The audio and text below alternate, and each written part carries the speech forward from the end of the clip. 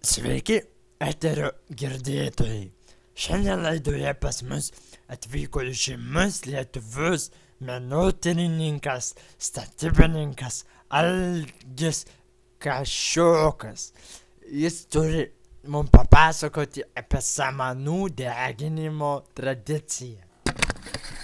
Tai va, sveiki klausytojai.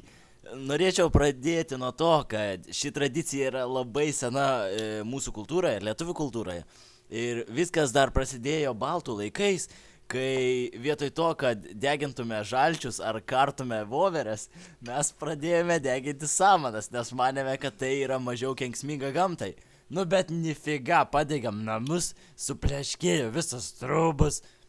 Nu ir viskas, karočią. Taip, tokios tos tradicijos. Nėra tradicijų, nėra papročių. Nu bet tai gerai. Rožiniai cepelinai.